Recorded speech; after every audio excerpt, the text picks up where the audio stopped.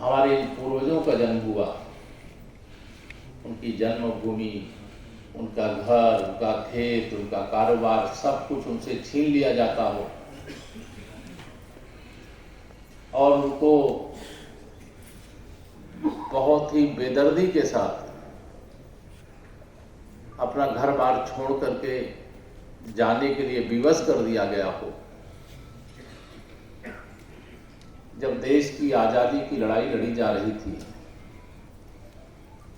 तो भारत अलग रहेगा और पाकिस्तान अलग हो जाएगा, विभाजन हो जाएगा देश का, इसके लिए नहीं लड़ी जा रही थी। अंग्रेज भारत से चले जाएंगे और हमारा देश स्वाधीन हो जाएगा और हम अंग्रेजों की पराधीनता से मुक्त हो जाएंगे, इसकी लड़ाई लड़ी जा रही थी। इसी के लिए अंग्रेजों के खिलाफ हमारे पुरखे लड़ाई लड़े, अनगिनत लोग फांसी के फंदे पर झूले, जेल गए, लाठियां खाई, क्या क्या अनगिनत अत्याचार, उसका वर्णन करने की आवश्यकता नहीं है। लेकिन आज जो सबसे बड़ी बात है वो ये है कि देश आजाद हुआ लेकिन देश का विभाजन हो गया। और ये विभाजन क्यों हुआ और आगे फिर कभी विभाजन ना हो देश का, जो वर्तमान का भारत है उसके फिर टुकड़े ना हो, यह कैसे संभव है? जब तक हम एकजुट नहीं रहेंगे, जब तक हम आपस में बटे रहेंगे, जब तक सत्ता प्राप्ति के लिए, राजनीति करने के लिए जो समाज को आपस में बांटने का काम करने वाले मजबूत होते रहेंगे, ये ध्यान रखना।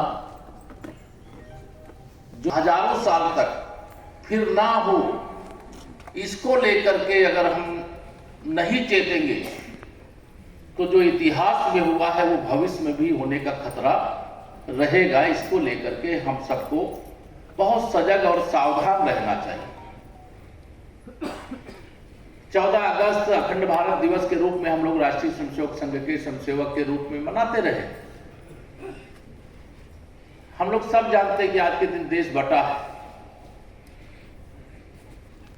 इस 14 अगस्त को विभाजन विभीषिका दिवस के रूप में मनाने का उद्देश्य क्या है?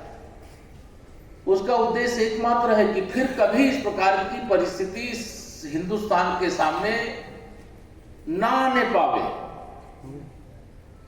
यही आज के दिन का सबसे बड़ा उद्देश्य है। अब इस उद्देश्य की पूर्ति के लिए क्या है? देश में भी और प्रदेश में भी भारतीय जनता पार्टी की डबल इंजन की सरकार,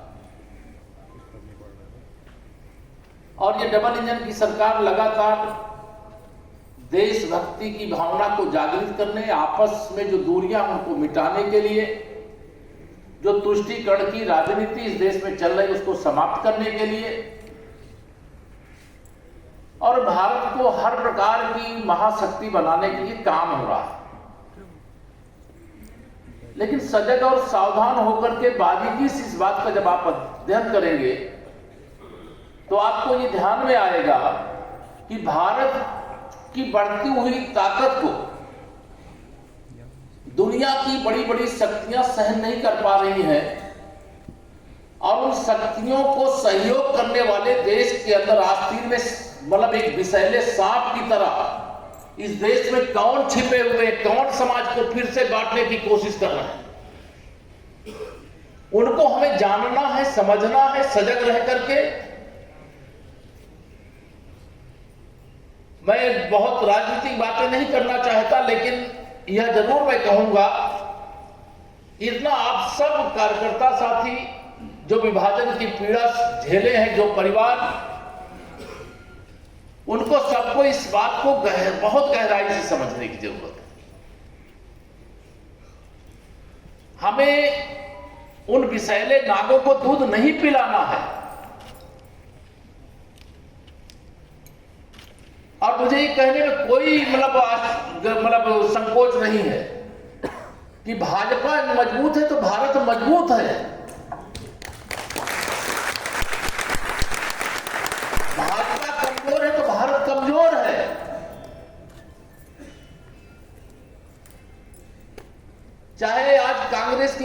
जो भी है, जो कुछ भी यहाँ देश के अंदर गतिविधियां चल रही हैं उसको आप सब लोग समझ रहे हैं, उससे आप अपरिचित नहीं। बहुत सारी गतिविधियां देश विरोधी गतिविधियां हैं, और इस देश विरोधी गतिविधि को हमारे ही लोग, भोले भाले तमाम बहुत सारे लोग हैं, उनके जाल में, उनके चाल में, उनके छल में, उनके प्रपंच में फंस जाते हैं। हमें बहुत सजगता के साथ, सावधानी के साथ मजबूत भाजपा और मजबूत भारत के लिए मजबूत भाजपा का भी निर्माण करने की शपथ आज 14 अगस्त को लेंगे।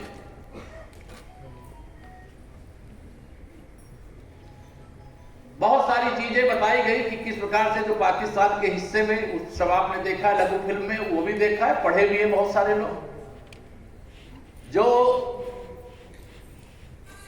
भारत का हिस्सा था और भारत का हिस्सा होना चाहिए, आज उसे पाकिस्तान के नाम से जाना जाता है।